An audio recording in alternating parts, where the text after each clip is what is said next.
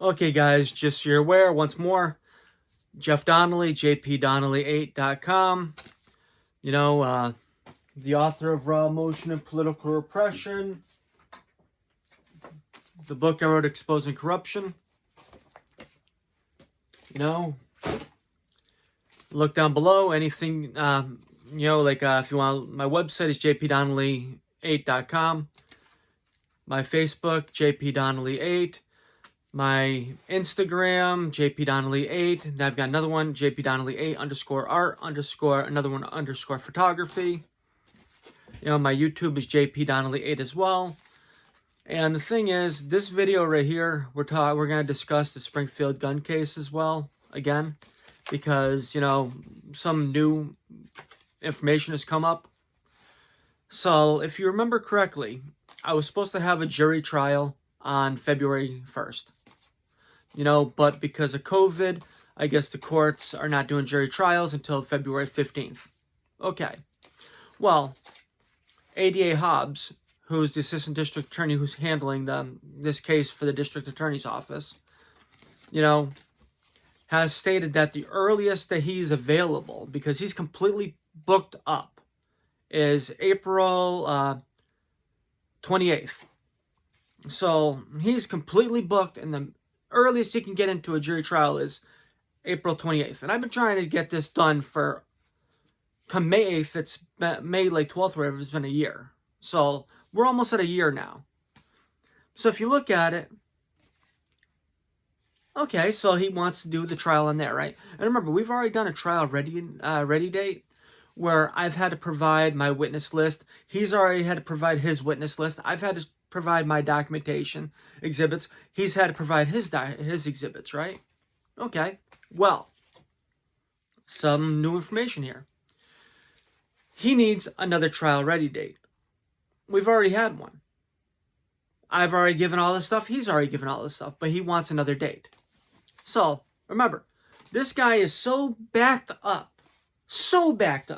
that he's not available until at the very earliest April 28th.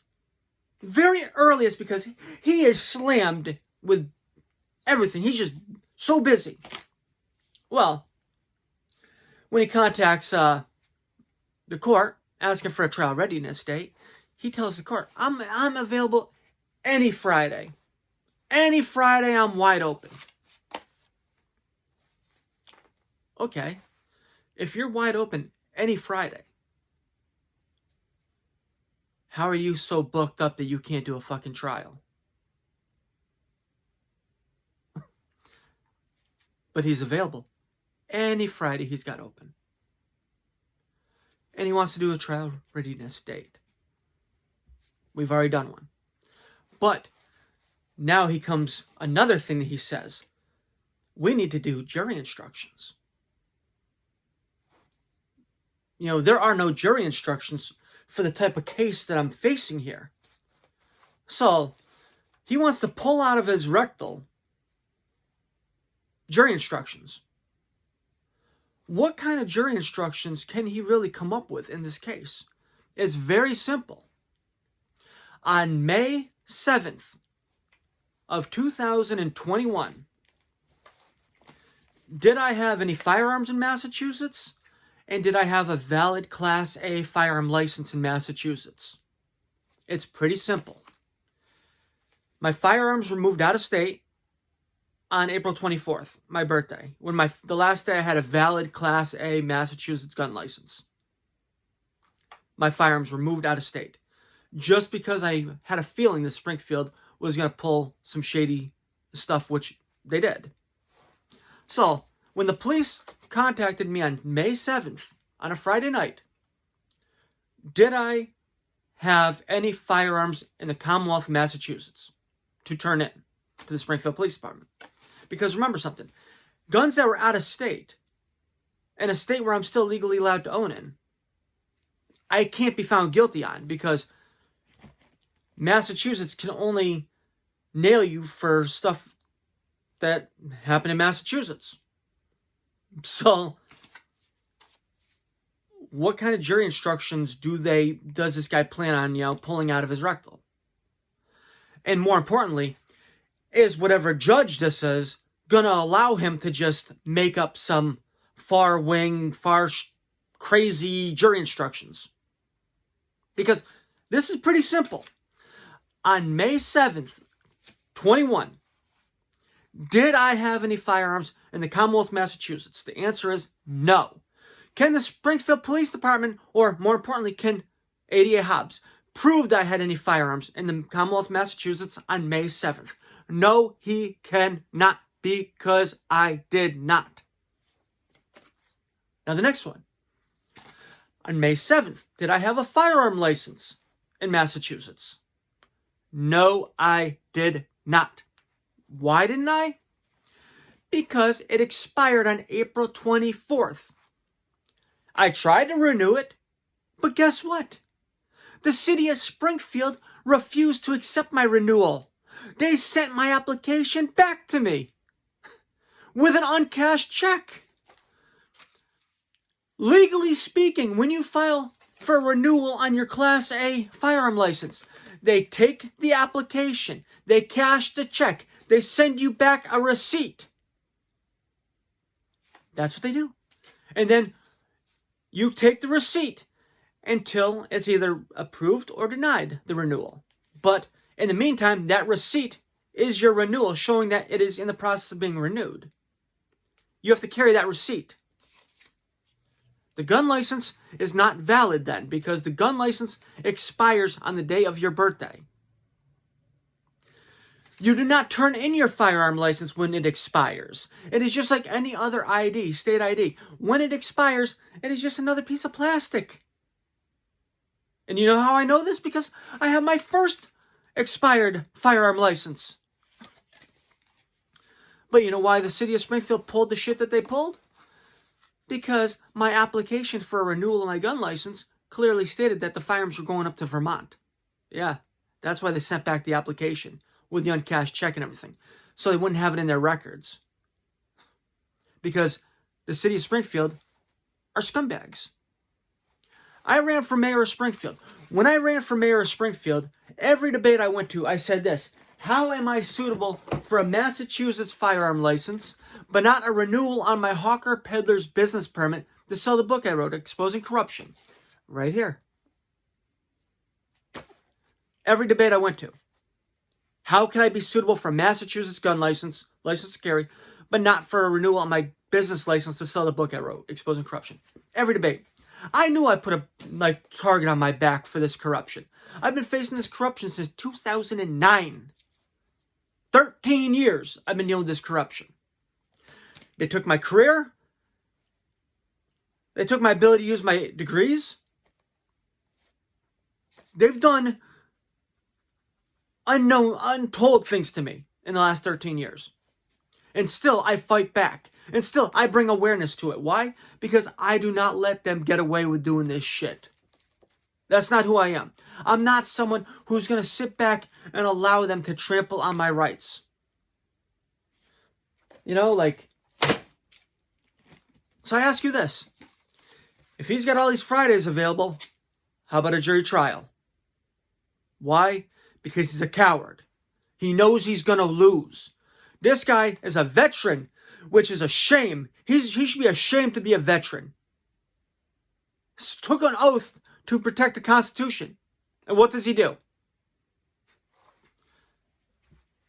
You see what he does? He's a joke. And I ask you this. On the jury trial day on April 28th, come on down. Watch this guy get his ass kicked. Plain and simple. Because he has to prove that my firearms are in Massachusetts. He can't. He has to prove that I had a valid Class A license to carry on that day, to turn into the Springfield Police Department. Guess what? He can't. He knows he can't. But the reason why he's doing this is to keep these charges open. Why does he want to keep them open? Because look what happens. He tried, on this case, to have me held on a $5,000 cash bond. Cash bond, $5,000. Or be held in the Ludlow House of Corrections until I came up with that money, or until the jury trial day. That's a scumbag for you. That's big government. The case after this, where the court officers deleted the video footage, they were trying to have me without the right to bail on that case. Even though we find out now that the court officers willfully deleted the video footage that showed exactly what happened after I stopped filming, which was them beating my ass, which they kind of even admit to it in their internal documents that the courthouse didn't want to give me, but I was able to get through jumping over hoops to get it. I'm asking you for any help that you can give. Even if it's just sharing this video, even if it's just liking this video, commenting, whatever. I need as much help as you can get, because what is going on needs to be exposed. It needs to be out there. They need to stop being able to do this stuff in hiding, in the shadows, in a kangaroo court with no one there. Remember something. When I had my motion to dismiss in this case, someone in the courthouse removed my motion to dismiss from the official file. Yeah, they removed my motion to dismiss from the file. And the ADA provided them with a copy. You can't make that up either, you know? And even in that motion to dismiss, the judge ruled against me during the hearing. The judge said, like, well, how is someone supposed to be notified if it's not in writing, you know? And ADA Hobbs said, oh, Your Honor, we don't have to notify someone when their license is revoked or suspended. Judge is like, well, how are they supposed to know? The law clearly states that you are to be notified in writing with the reasoning why, because you have 90 days to appeal it? How are you supposed to appeal it if you're not given a reasoning or given it in writing?